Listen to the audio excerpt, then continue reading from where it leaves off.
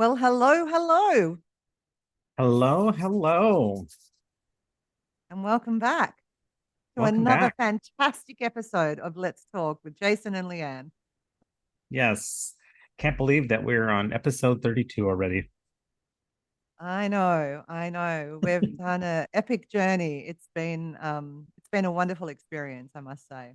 So, hello Absolutely. everybody. I'm Leanne. And I'm Jason, and this is Let's Talk. So, this is a space where no topic is off limits. We discuss things from well-being and resilience, leadership, money, mindset, relationships, and so much more. And as always, here at Let's Talk, we bring different perspectives, those real life stories, and those honest conversations, because the things we often don't talk about end up being the things that matter most and that we need to talk about. And so our goal here is simple. It's really just to spark new ideas, to shift mindsets, and to give you practical tools that you can use in your leadership and your life. So, welcome back to our episode of Let's Talk. We're in series three, as Jason mentioned, the art of intentional living. And we've covered a lot over the last umpteen weeks in this series. We've explored the knowing doing gap. We've explored clarity and vision. We've looked at values in action. We've looked at energy management because energy is so important. We then brought in systems and why they're more important than motivation. We looked at boundaries and self respect because boundaries, the B word, is a struggle point for many people. We then moved into courage and visibility, which is a challenge in itself, putting yourself out there. We've discussed aligned decision making and making sure that, you're aligned when you're making those decisions. So they're the good decisions for you. Money and meaning. We had a big conversation on my favorite topic around money and meaning. And then last week we looked at relationships that elevate you and also the ones that drain you, right? And today we're arriving at this episode, and it's one that we've been building towards the whole series. This one feels personal because reinvention is not just a topic for me, it's something I've lived. And I'm sure, Jason, you've lived it as well. So, our Mhm. topic for today is reinvention. And it's really about knowing when it's time to evolve and thinking about it from this perspective. That next version of you is already waiting. So, are you ready to let go? That's the conversation we're going to be having today. And I think it's a really important conversation because we're asking a question that every high performer, every person in leadership, every person standing at a crossroads eventually has to face. How do I know when it's time to evolve? And do I have the courage to do it? And courage is such an interesting word here because we often need to be courageous when we're at that crossroads, at that moment around pivoting. Do I stay? Do I go? Do I go left or do I go right? And so we're going to have a bit of a look at today what reinvention actually is. The neuroscience is always behind it.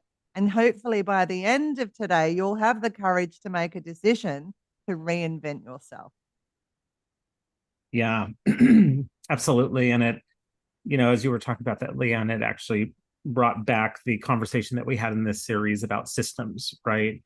And the importance of, as you are at that crossroads where you need to reinvent yourself and the process of doing that, like what systems do you have in place that are going to support that, right? Reinvention, and what systems may be out of date that you don't need anymore, right?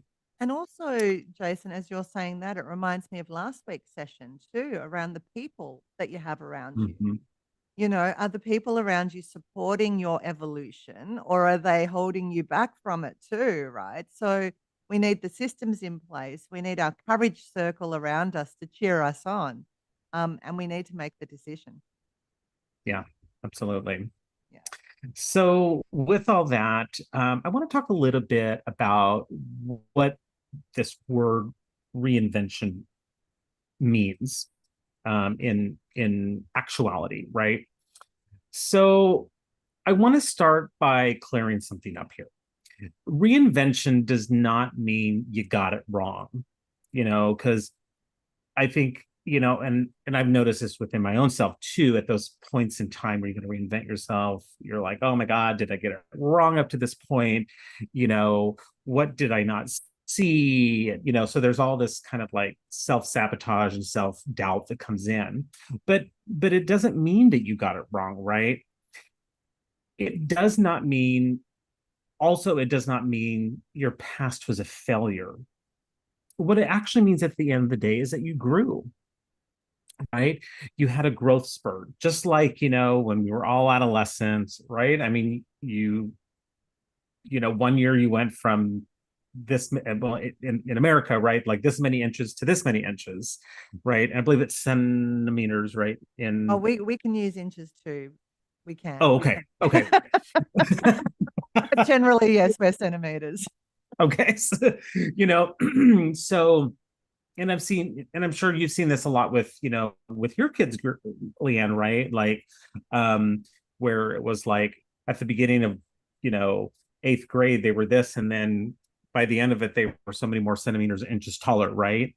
So it's not saying that you got it wrong or was a failure. It means that you had a growth spurt, and growth spurts are great. So real reinvention is not running away from something, but actually stepping towards something new. And the something new may be unknown, it may be uncomfortable, it may test some of your assumptions. It may have you look through different lenses that you may not have looked at or looked through for a while or ever. It's also not a crisis, right? It's a calling to something greater. So, and what I found with the reinvention is, when you're looking at whatever that calling is, are you allowing yourself to hear it, right?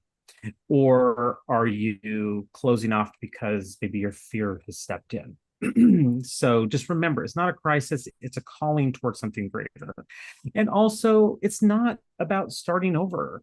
It's starting from a new and more powerful place, right? And using your wisdom that you had, that you came into, or that you learned, or that you grew into at that period of time, to actually set yourself up more powerfully for what's coming next. So reinvention is not the death of who you were. It's the graduation. And, we're in graduation season here. Or at least in the US, we're in graduation season. And, like there's just, and I've been to like 3 in the last week. And, it's just so awesome to see, you know, individuals who started something here and now they're graduating, and then they're graduating into something new, and something new may not be even known yet, right? But it's something that's out there, and if you're allowing yourself to hear that calling, or even if the calling is the next step in your education, right? So with that, the people who struggle the most with reinvention at the end of the day are often the most successful. And here's why. It's because they have built an identity around what they do. And changing that can feel like losing themselves, right? And if you have a strong identity around something and you got to reinvent into something new, there's some part, a lot of times, most times I would say there's some part of that old identity that you got to let go of. And that can be hard. And I can say this for my own self too, like being almost 50, looking how I dealt with that, maybe the reinvention in my 20s and 30s, it was a little easier to let go of some of that identity that just didn't work anymore and to move into something new. But I've also have seen within myself of like, okay, you need to stop, Jason, you need to take a step back and really evaluate what parts of your identity as you're moving into A are going to serve you in this new identity, and what parts of that old identity just need to retire and live in retirement mode. So with that, I'll turn it over to you, Leanne. Yeah, as you were speaking, I was just thinking about times in my life, right, where I've had to reinvent. And one of them was when I went from, um, I can actually, I'm feeling this deeply because I remember just how difficult it was to reinvent. And I spent, for instance, I spent years building a career in finance and mortgage broking, and I was bloody good at it. I was known for it, and when I felt the pull to evolve, right, I evolved into motherhood actually, and I remember I'd worked through most of my pregnancy, and I got to the point where I took time off, and I remember sitting in my house in tears, thinking, "Who the hell am I now?" Because my whole identity had been associated with the business that I had developed, the clients that I had, the car, everything. And when I felt, I was pregnant with twins, so I had to sell the car because it was no longer purpose fit, right? There was no way I could put two babies in the back of a sports car. I could not continue doing the work that I was doing because I knew I just wouldn't have the capacity. And I really I hit the wall and I was so scared and lost, I felt, and I was like, "What the hell?" And I remember I rang my father and I said to him, "Dad, like, this is what's going on. I'm sitting here in tears. I've got babies coming in 2 weeks. Who am I now?" And he said to me, "Honey, you're the same soldier. It's just a different battlefield. And everything that you've learned up until this m point in this moment will serve you in your next iteration."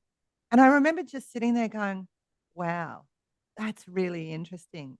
Everything that I've learned up until this point, I'm not gonna lose. It's not gonna go away. I'm just building that and I'm evolving into something better." Mhm. And then once I had the kids and, I got all of my stuff going, then it was like, "Okay, what's next for me?" And then that's when I decided to transition into coaching. So I still had the mortgage broking business, but other people were running it and they were doing a good job. So I had the freedom now to actually choose, what do I want to do next, rather than, "Oh, I have to do that because that's where my identity lies." So I had to kind of evolve again at that point, right? And then evolve again once I got divorced, because then I was somebody new and I was a single mom, and I was so many times along my path, I have had to reinvent. Mhm. And not all of it was a choice necessarily. Some of it is thrust upon you. Other times I actually chose it. Sometimes it was just, now's the time. So it's interesting when this comes up, and the question that I had to keep asking myself, especially when I was evolving my career, was, who am I without this? Mhm. Who am I without this? Like, I don't want my whole identity to be attached to what I do. I want it to be attached to who I am. And that was Mhm. something a bit different as well, because a lot of us kind of hang our hat on our label, our title, our whatever. And if that goes, we have crisis. Well, it feels like crisis. And the answer that I came to is that I'm just still me. I'm just more of me now, and every time I reinvent, I become even more of me and more of me, and that's a good thing, as Jason said. It's not that we're losing ourselves, we're graduating into our next level, um, Mhm. and I think that's a beautiful way of looking at it. And if we think about this from a neuroscience point of view, let's talk about why reinvention actually feels hard, even when we know it's the right thing to do. Because oftentimes we know it's the right time. We know it's the right thing to do, and yet we don't want to do it. And Mhm. and our brain gets in the way, because as we keep saying from week to week, our brain is wired for safety, not for happiness. It's wired for familiarity over the unknown. It's wired for consistency, not disruption, right? It's wired for certainty, not possibility.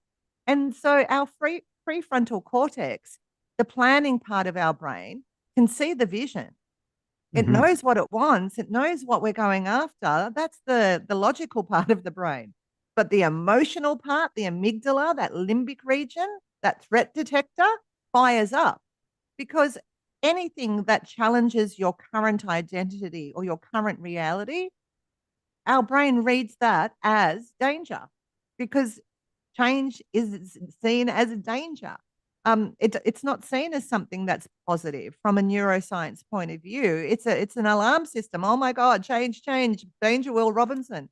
And so it tries to stop us and keep us safe because what is known is safe, even though it might be bloody uncomfortable, it's safe.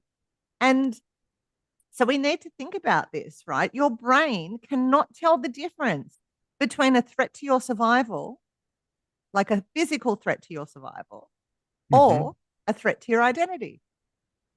Both feel like danger. And yet a threat to our identity is not really a scary thing, right?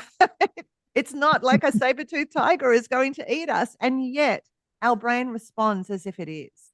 And so we really, really, really need to think about that. You know, anytime we're trying to upgrade, upskill, evolve, you know, that emotional part of our brain is going to try and stop us and keep us safe in the status quo.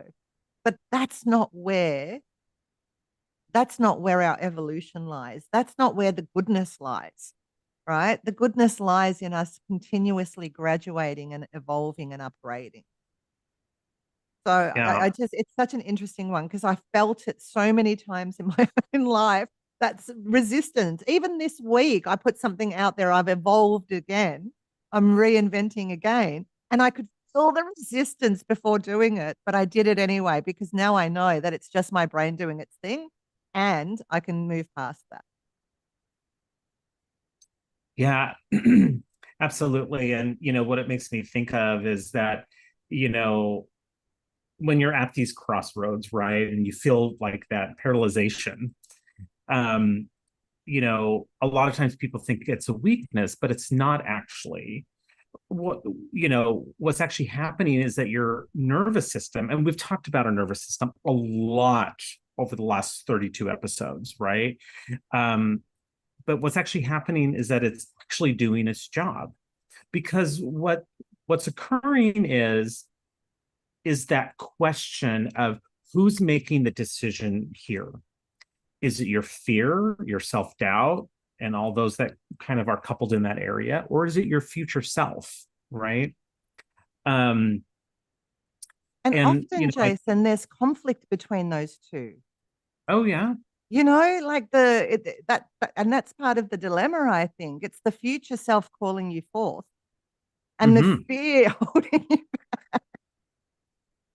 Yeah, I mean, it's that fear of kind of moving into your future self and all the unknowns that come with that, right? Even if it's like, okay, this is the gig or this is the job or this is the project, but you don't know what's behind all those doors, right? So it's just like, well, do I let my fear like answer this, or do I let my future curious self be open and allow, to answer those questions? I love that And question. so, can you repeat that? Like, because I think we should double click on that question. yeah, absolutely. So the question is who is making the decision? Is it your fear, or is it your future self? Right. And like you said, Leanne, a lot of times those can be in conflict with one another.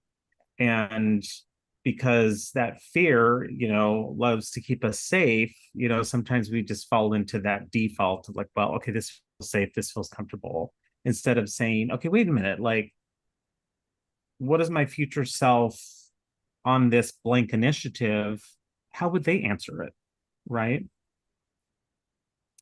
And so with this, the antidote is not to eliminate the fear. It's to regulate, and we've talked about that many times, right? To regulate the nervous system enough that your prefrontal cortex can actually lead. Because when you're all dysregulated, it's your fear that's, the logical part of the brain is not going to be leading you in those moments. It's going to be the fear, the self-doubt, what feels comfortable, what feels safe, etc. So how do you do that?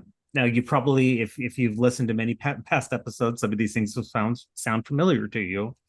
But, to regulate your nervous system, one of the top techniques that we've talked about a lot is that slow breathing. And we've done that, the the box breathing. Say that 10 times. um, this helps to signal safety to your brain, right? You're getting that air in, you're getting that oxygen, you're relaxing, you're allowing yourself to think more clearly outside of the fog so that you can actually get, like we said, that prefrontal cortex to lead. And then, that name it to tame it. Name what you're afraid of. Naming reduces the amygdala activation. Because when you can put a name to it, you're like, oh, well, it's not really so bad. Like, because there's a huge narrative many, many times that's going on in your mind that's blowing things way out of proportion. Yeah, So name it it's to tame it. usually the committee, the itty bitty shitty committee on loudspeaker in those moments, right? Absolutely. Yeah. Exactly. And then, a big one for me is connect to your values because they will always anchor you when identity feels uncertain. And when you have to do an identity shift or do an identity upgrade, sometimes you have to look at you know, sometimes values will change over time. Not saying that because you have to replace a value, that's a bad thing, but sometimes that's a good thing because sometimes you've evolved to here and sometimes you may need to change one or two or add one or two new values. And then take one small aligned action, right? Momentum, because momentum builds new neural pathways. And so just remember at the end of the day that these crossroads are not a weakness. Your nervous system is doing its job. It's asking the question, who's leading, your fear or your future self? And remember to self-regulate, because when you self-regulate, that's when the clearer thinking and the logic, and you'll be able to allow yourself to open up to see the broader picture of things. So self-regulate. I don't think we can say that actually enough because it's just amazing as I walk through life just how many people are are are deregulated or their nervous systems are in deregulation mode.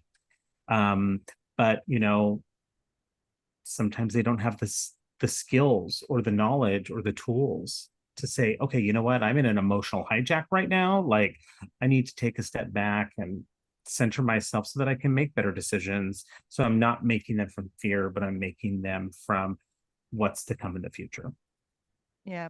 And the other thing I also do to help my dysregulated nervous system when it's overwhelmed, and sometimes that can happen, is I go outside. I go for a walk Mhm. in nature. Because just moving my body, for one, looking, when you're out in the great outdoors, all the problems feel almost insignificant compared to the Mhm. vastness that's around. Yeah. So I find that if I can't name it to tame it, if I can't, well, if I'm still dysregulated after breathing and doing those, then I'll go outside as well, and go for a walk. It doesn't have to be a long walk, but just getting outdoors, you get the sunshine, the fresh air, like all of that helps to then calm that Mhm. nervous system so you can make better choices. Yeah, absolutely. And I think that getting outdoors and off of technology is that's a big one because a lot of times people think, oh, well, I'll just take a moment and I'll keep scrolling and go on, but it's actually many times causing more anxiety or different anxiety that's adding to what you're presently dealing with. So, I think also part of the regulating is also making sure that you kind of set your technology aside for a moment. It doesn't have to be long, but just even 5 minutes can just, and getting that fresh air, like you said, outside and um, can just make the world a difference. And so I think the world doesn't value that it, enough presently, um, like we used to. Yeah, agreed.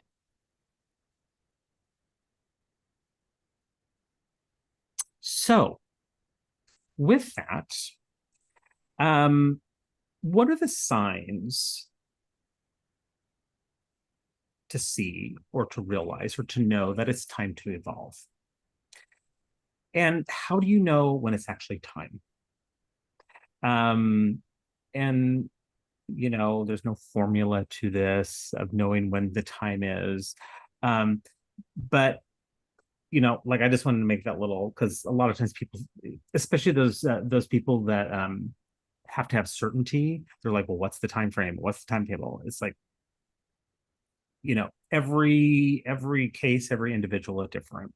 So how do you tell the difference between a season of growth that is just uncomfortable, right? And a genuine signal that it is time to actually evolve and grow into that next step? Good I will question. turn it over to Leanne. Mm. It's a very good question, Jason. And as you said, there's not a one size fits all formula. Um, but I have seen lots of things over my career as a coach and in myself, right? So some of the things that kind of show up to help you to ascertain, is this actually time to evolve? Like, am I at that crossroad? The first thing that usually shows up is that your work no longer lights you up. Mhm. You're in this role and you're just kind of doing the do, and you're no longer inspired or feel like you're making a difference and contributing. Like you're just not lit. And I think that's one of the telltale signs, especially from a career perspective, if it's time to upgrade and evolve. You're competent. You might even be successful in what you do, but that the juice is gone, right? That positive Mhm. energy that you get from the work that you do. You're executing on autopilot and wondering, if, is this all there is? Like I've reached here, like, now what, right? Like, so sometimes we'll be questioning that kind of stuff. So if you're no longer lit up by the work that you do, maybe it's time to start thinking about, is this time for me to upgrade and evolve, become version 2.0 or 3.0 of yourself, right? Because sometimes we have to ask the question.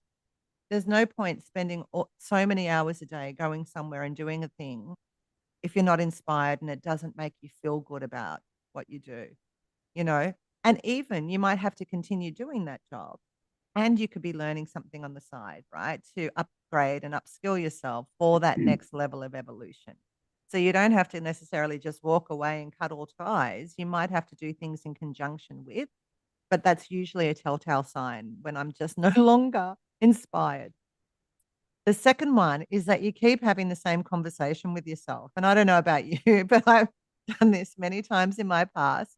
You've got this persistent inner voice that will just not shut up. And it's the one that keeps the dream alive, right? It's that dream that keeps showing up. It's the version of yourself that you keep postponing, but it keeps coming back. Like you kind of squash Mhm. it, you're trying to suppress it, but it keeps weaseling its way back into into your field of vision, right? Or to your dialogue. So if you keep having that conversation with yourself around, oh, now it's not the right time, but the same thing keeps reappearing, then that's a telltale sign that it might be time to evolve. Another one is that your values have evolved, but your life feels like it hasn't caught up.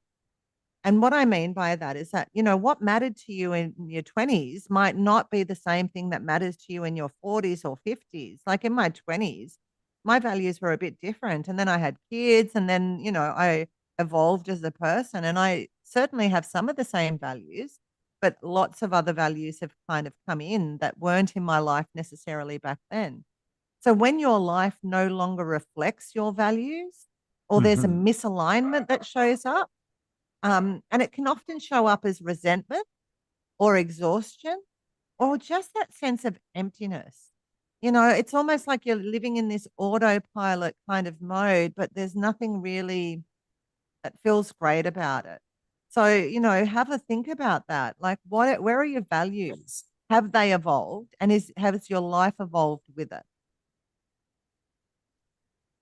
The other one is, are you playing a role instead of living your authentic truth, right? And living your authentic life.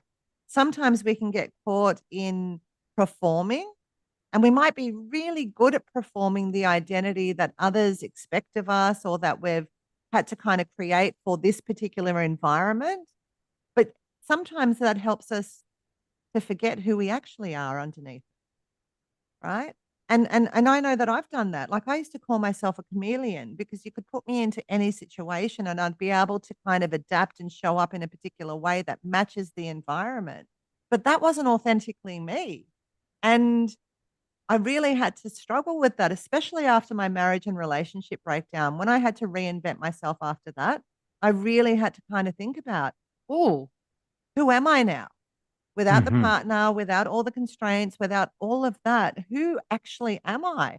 And it took me a while to work that out, I have to say, because I had been so often, um, people pleasing and doing for other people and performing roles as opposed to actually being me.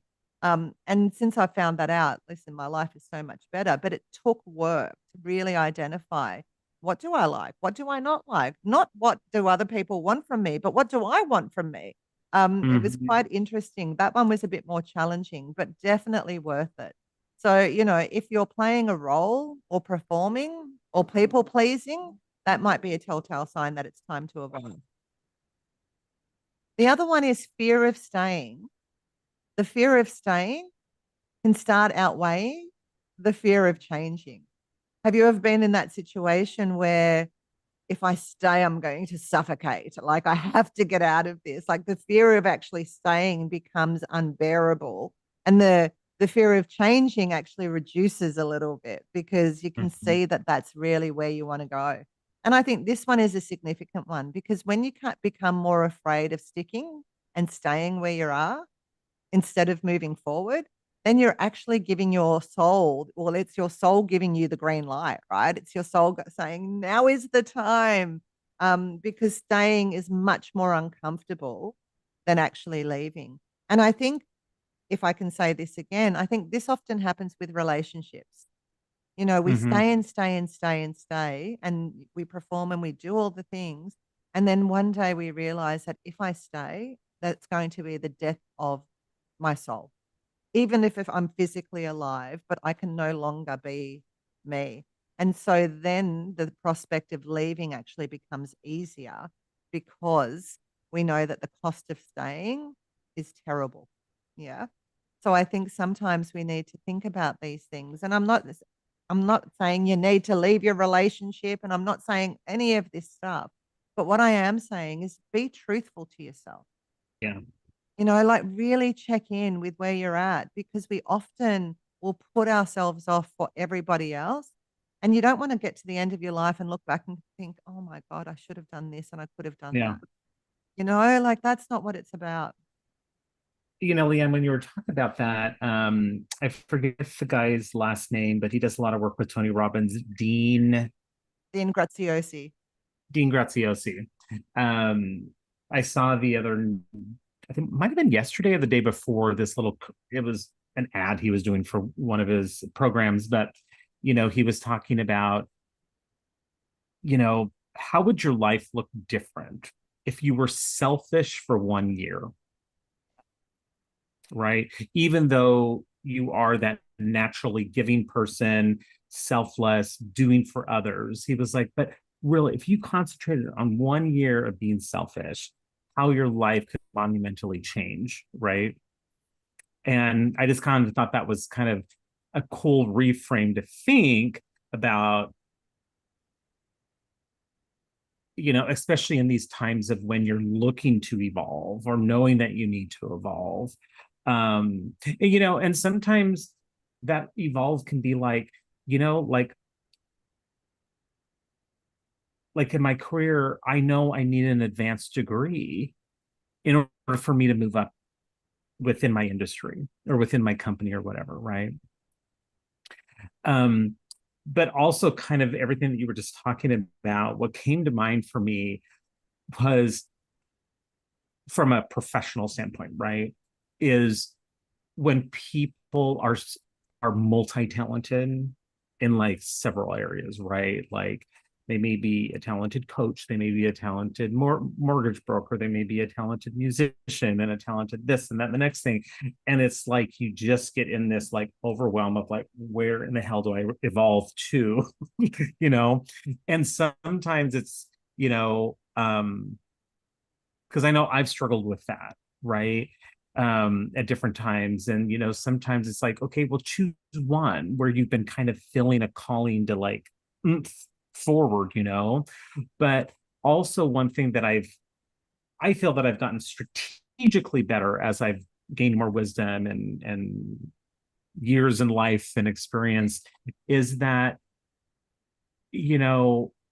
like you can fully live into all of your talents and you don't have to be ashamed of that or feel regret or self-doubt of like, oh my god, like what will my full-time job think of this or this, right? That's one thing that I've learned is that you can live authentically into all of your talents. And I know that I personally struggled with that for a number of years of my life because I was like, oh, well, what will my full-time job think of this or that, that whole self-doubt. But I didn't have the training, the skills, and the insights and the wisdom that I do now to be like, shit, you know what? I can do this, this, and this. Yeah. And I can still give 100% to each, with my carved out time.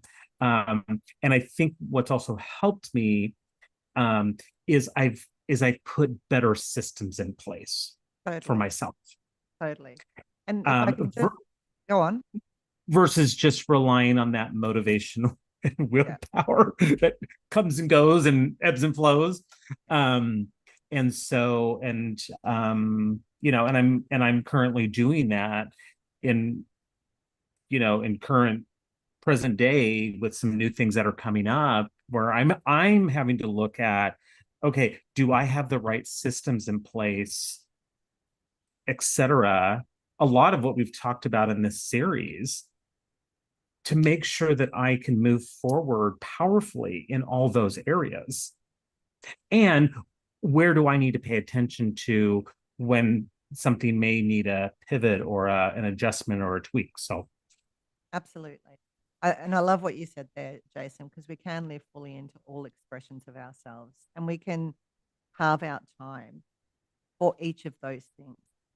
Sometimes people are stuck though, and they can't necessarily do that. And so what I normally will coach them around is what are the themes that are across all of them?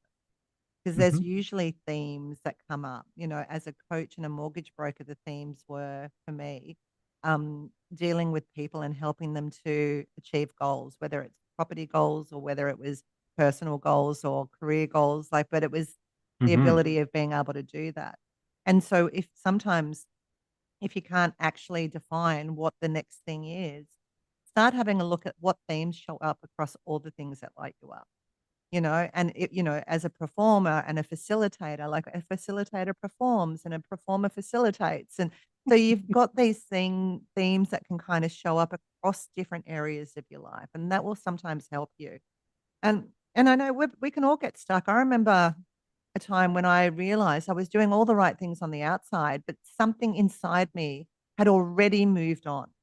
And I had to actually, like, that was a powerful awareness, right? It's like, I'm here, but I'm not really. Like, part of me has already gone to that next thing. And yet my physical state is still stuck here in doing this. So that when that shows up, that can be uncomfortable, but it's also a gift because it's really your system, your soul pulling you forward, calling you forward. And I think Jason and I have already shared some pretty personal stuff in across these episodes. But also, in this particular one today, because I remembered when I started my business at 28 and I took that leap of faith to become a mortgage broker, um, I did it well. And for 25 years, I've built that career in finance and I was really proud of it. But somewhere in the middle of all of that, I started noticing things in my world. My marriage broke down. I was rebuilding my life as a single mom. The relentless pressure of proving myself became exhausting. And I started to feel the pull of different things again, right? And I'd already been studying neuroscience and coaching, and I've already been training and doing that stuff. I was building skills in the emotional intelligence, but I kept asking myself, what's next? What's next for me? Like, I don't want to give up on any of that. Like, I want to do those things still because I love the broking and I love the coaching and I love the clients and I love the work that I do. But it was the what's next. And then I kind of created this program that blends them. It blends the finance, it blends the coaching, and it brings it together. And that's the next step for me. So reinvention has scared me all the way through my life, as it does for most people.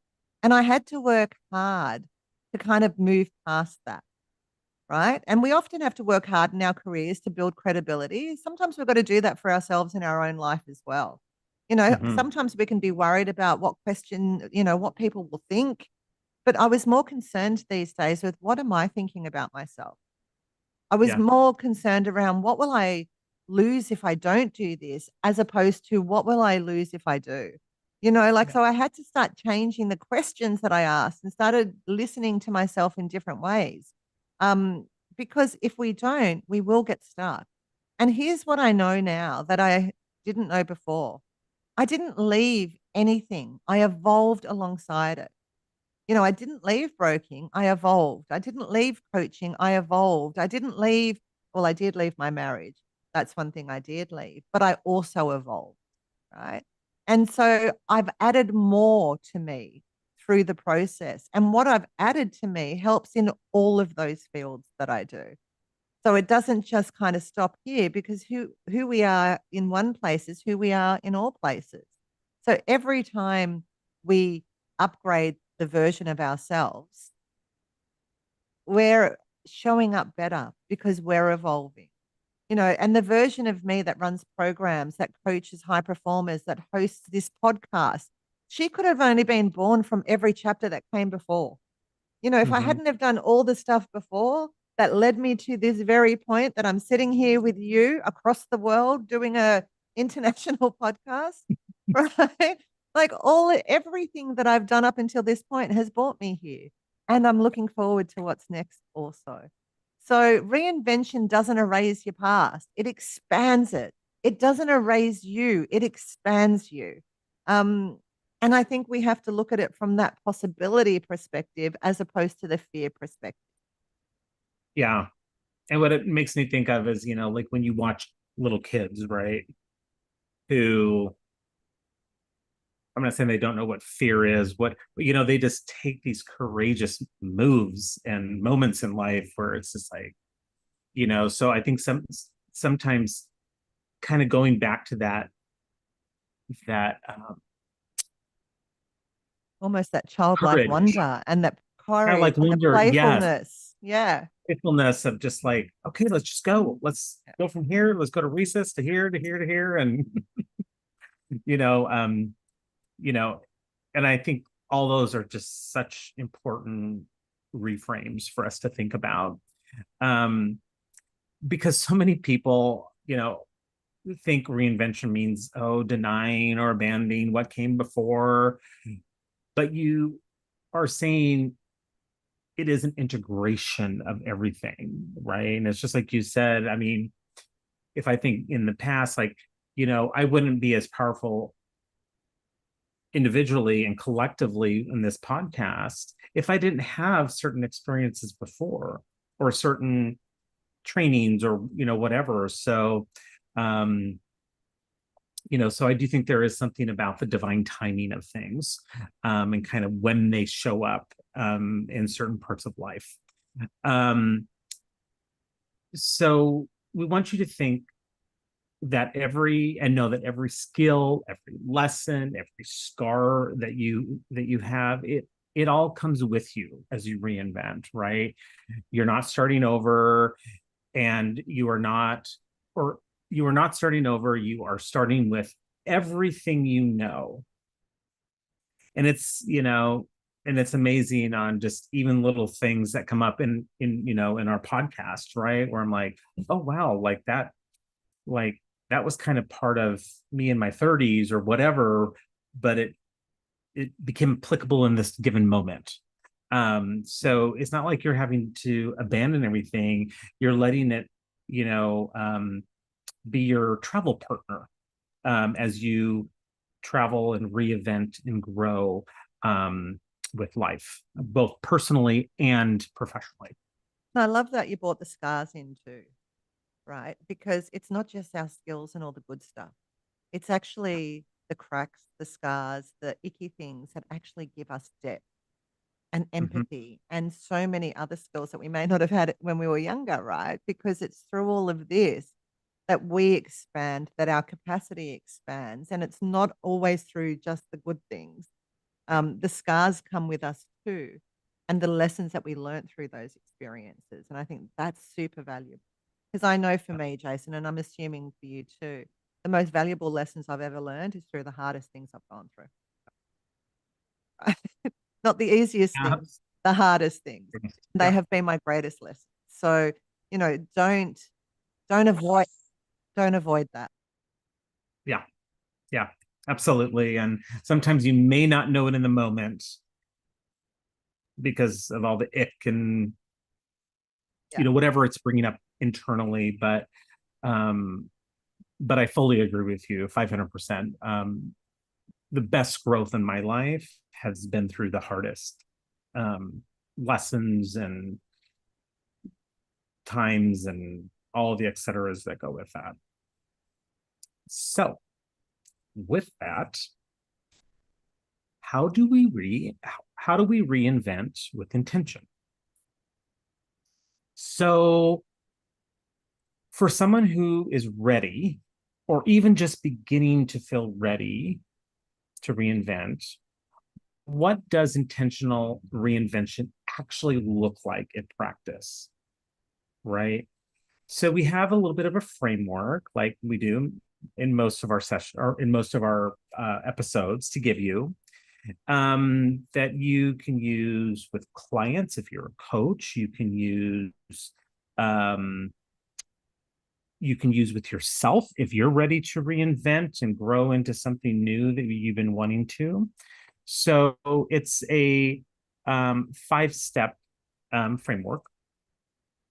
And the first step is getting clear on who you're becoming, right? So what does that mean? Um, it doesn't mean not who you were, not who others expect you to be, but who is actually the next version of you, your authentic self, and what do they believe, value, and stand for? And sometimes that's a hard question, if you're kind of fogged in. So I'll say that again: who is the next version of you, and what do they believe, value, and stand for? So some advice on how to kind of maybe get clear on this is write about it, journal about it, speak about it to people who you fully trust and who you can have those authentic conversations with no judgment, and embody it before you have evidence. Right? Because sometimes once we get the evidence in there, then it's just a whole nother domino effect of many other things. So before we go on to step 2, write about it, speak about it, and embody it before you have evidence. And I think it's so important to get clear on what that future self is pulling you towards. Yeah. Without the limitations, without the expectations of others, without the people pleasing, without all of that stuff. And I love speaking about it because sometimes if I'm writing it or typing it, I can get blocked, like writer's block, but I never get Mhm. speaker's block. So I will often do a voice recording, and just speak out loud, even if it's not to somebody else, just to download. And then I can throw that into like a transcribe and get voice to text. And then I can read it back and go, wow, that's interesting. So, Mhm. if you can't write about it or you feel blocked, just start speaking it even into your notes or your, voice recording app. You'd be surprised at how much more you'll come to as you speak about it rather than write about it. Absolutely. And then the second step of this framework is to audit the gap. You know, where is your current life in alignment with your future self? And then the next question is, where are you out of alignment with your future self, right? Um, the gap is not the problem, it's a roadmap. And I also sometimes with clients, when I'm working with them on this, is, sketch it out, in a drawing of like where you're in alignment and where you're out of alignment. And sometimes just that visual is like, whoa, like I didn't realize on how much in alignment I actually am in, or actually how much out of alignment I really am in. So just remember that the gap is not the problem, it's the roadmap to help you guide yourself forward. And then the third step, which I think is very, very important, is grieve what you're letting go. A lot of times we miss that step because we're in such a fast-paced life and on to the next, and we forget to grieve. So grieve what you're letting go. This step really matters because when you evolve, you automatically are leaving things behind. It could be a version of yourself, certain relationships, a comfort zone that was super familiar to you that you operated and thrived in, but maybe it's just not serving you in a thriving capacity anymore. And acknowledge the loss, honor it, and then move on. And this, like I said, this step often I feel because it deals with emotions a lot of times that people don't like to do, or they just surface it and then move on. But then they often talk about what they actually really needed to grieve. And you've got to feel the feels, right? Like we can't Yeah. suppress it. We've got to actually acknowledge it. It's a part of us, and it's okay to feel that grief. Even as a mum, Jason, every time my kids have gone from one stage to the next, you know, I've had to grieve the loss of the child to the welcoming of a teenager, the grief of the loss of a teenager to now a young adult. You know what I mean? Like every age and stage, there is a process of joy about who they're becoming, but also grieving the loss of what was. And I think we've got to do the same thing for ourselves. Like we Mm-hmm. really have to kind of, okay, thank you for all I have been, and this is what I'm becoming. And I think we have the opportunity and the right to Mm-hmm. grieve that and also celebrate it. Exactly. Yeah, that's why I always like, I don't know, it's like in the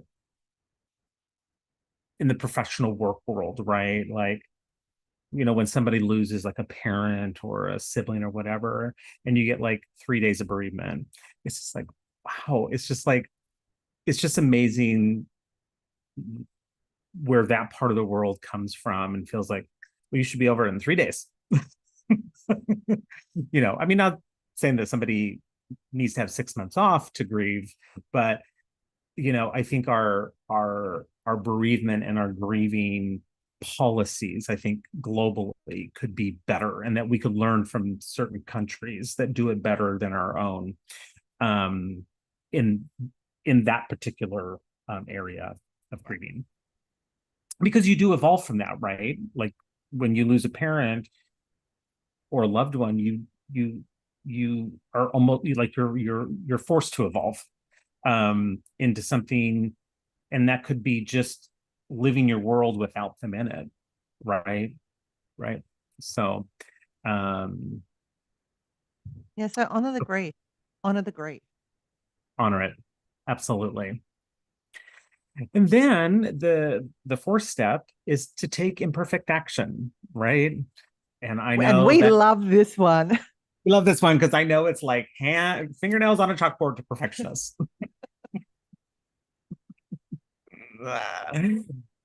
Because reinvention does not wait for perfect readiness, folks. Like it is built through action. I heard over this last year that done is the new perfect, right? Because then you can evolve from there, right? So we want you to think about it that one imperfect step forward in the right direction of who you want to become is more powerful than the perfect plan that never moves, you know. And I know from being a recovering perfectionist, you can get into planning Analysis paralysis almost. analysis paralysis, planning paralysis. You know, it's like, oh, yep, no, I got to change this, and it's just like move it forward. Yeah. You know, If see plans. I had a chat with AI this week, and somebody had given me a prompt that was an interview. So AI was interviewing me, and I had to respond with answers, and it was enlightening, the questions. And then at the end, it kind of had to give me a summary of, and the thing that it said is, stop planning, just do it. Yeah. So imperfect action, because we can get into that. Oh, I just need this perfect, and I just need that right, and I'm not ready until that's done. And we can stop ourselves with 100 stories, or we can take one imperfect step and then build the plane as we're flying it. And that's Absolutely. been my motto more and more in the last couple of years, is to just take the first step, and then, try it out. If it doesn't work, we can reiterate it, we can change it up. But doing something is 100% better than planning and doing nothing. Nothing. Yep, exactly. So, you know, even if you're an artist out there, right?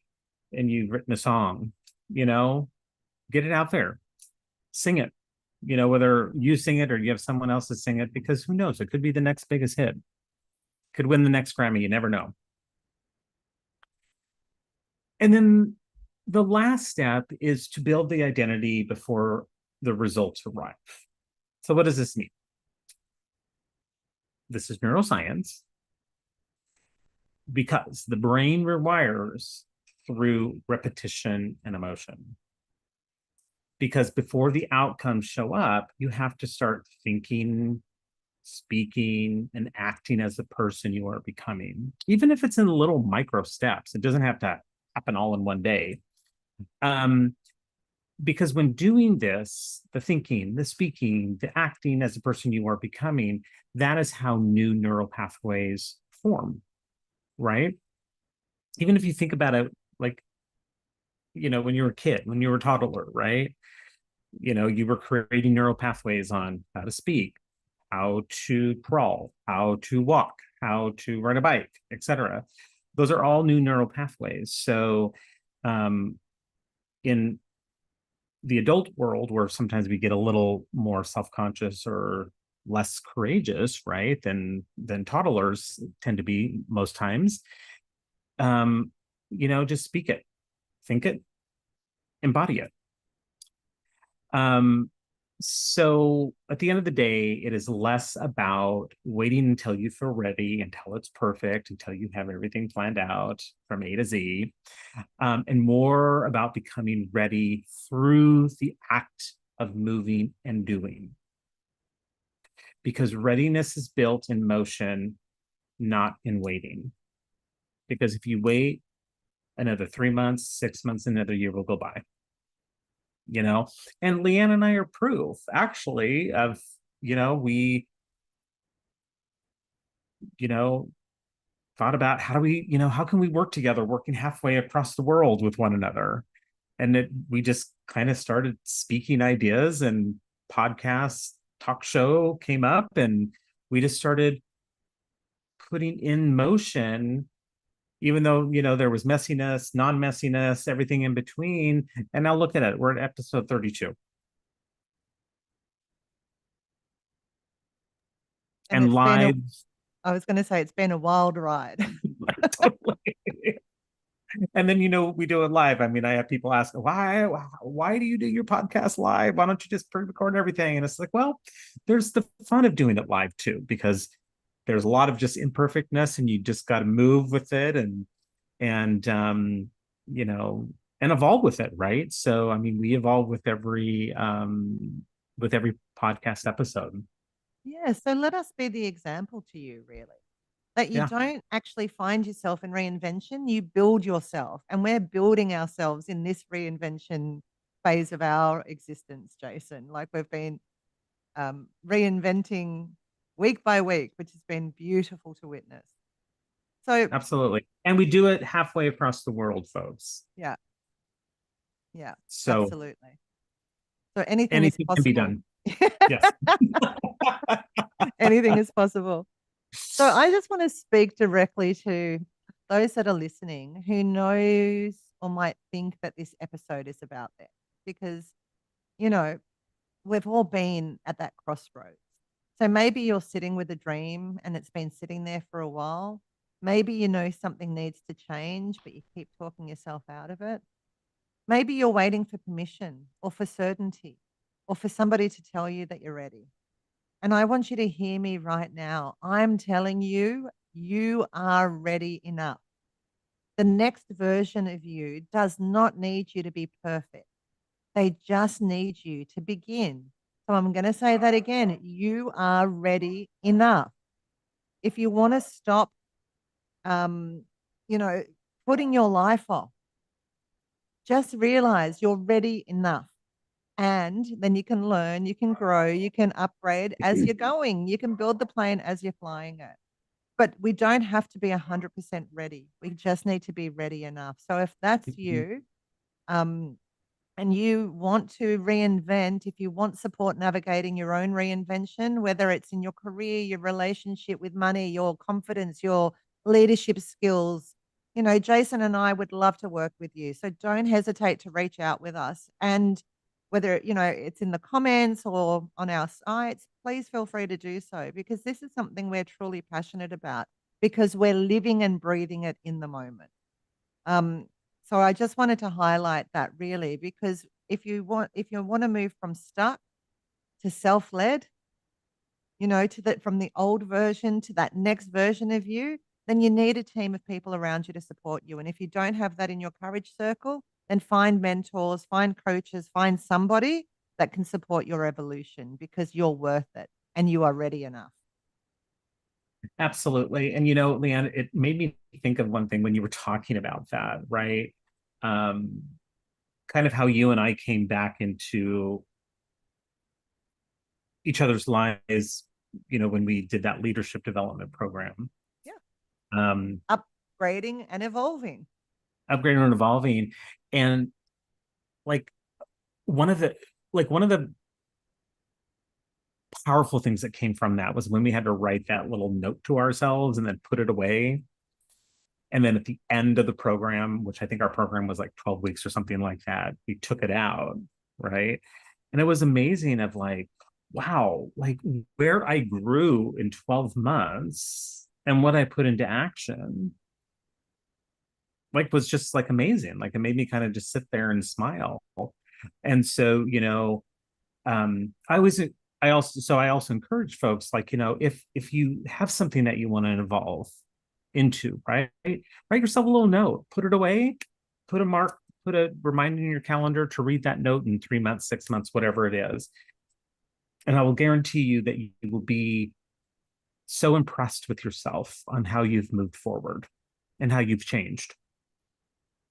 And I'll say it again, don't be afraid to start the course or to get a coach or to learn a new skill or to put yourself out there, you know. It's worth it. You're worth it. And I think sometimes we just put these things off because of that itty bitty shitty committee and the self-doubt and the story of not enough. But really, you're ready enough and you're more than enough. So just do it. Absolutely. So with that, I think we are ready for our top 3 takeaways from our amazing conversation today. So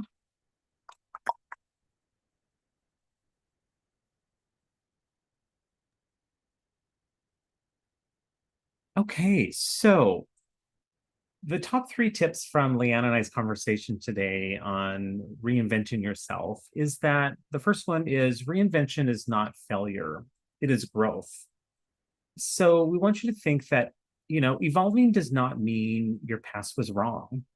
it means you are no longer the same person who chose it.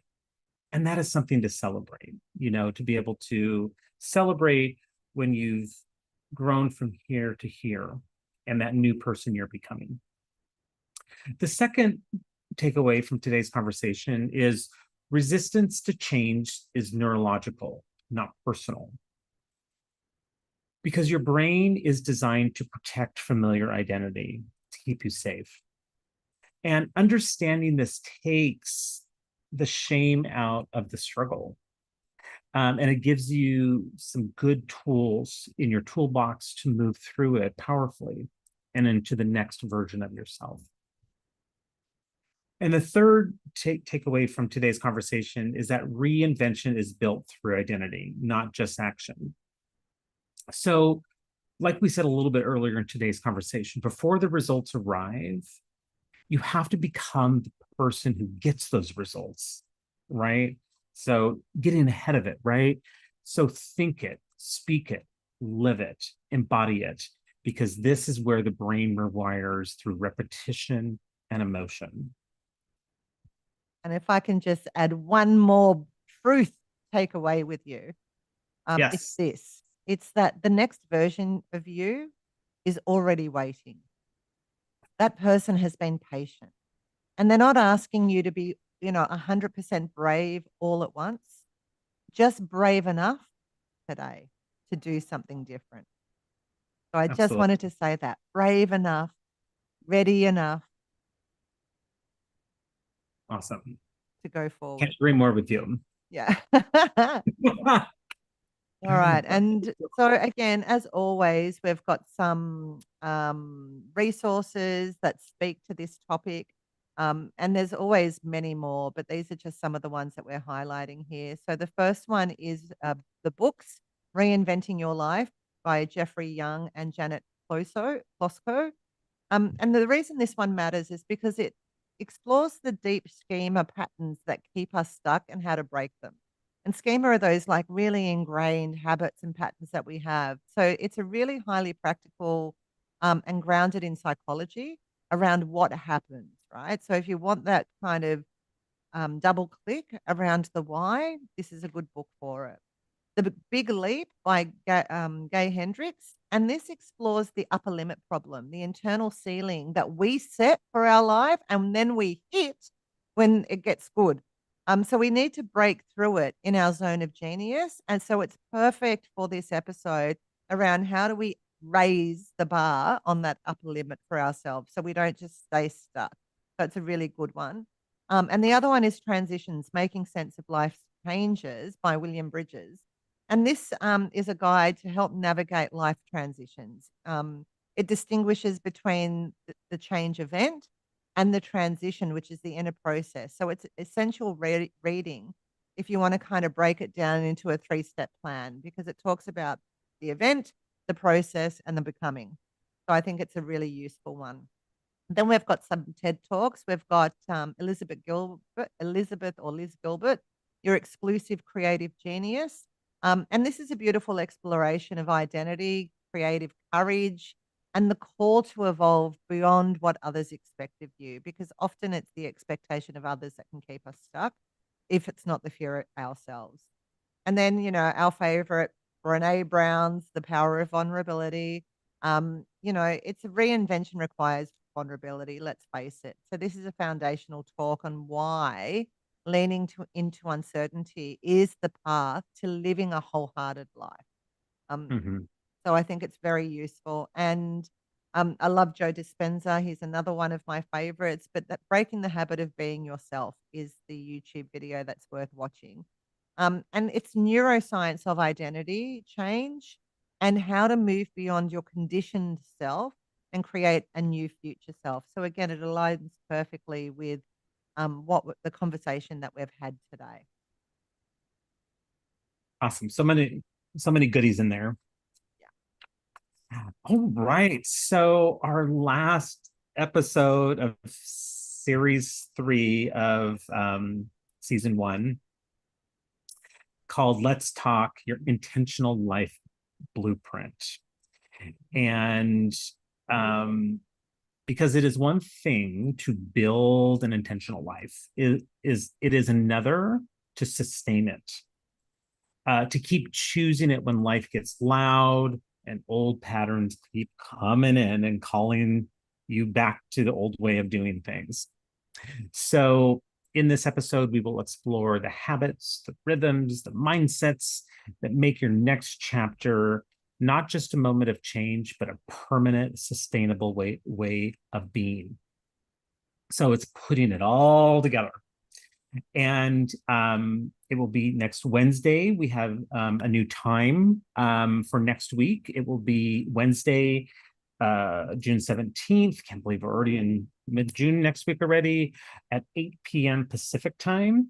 And that will be June 18th in Sydney at 1 p.m. Australia Eastern Standard Time. Correct. I had to think about that for a moment.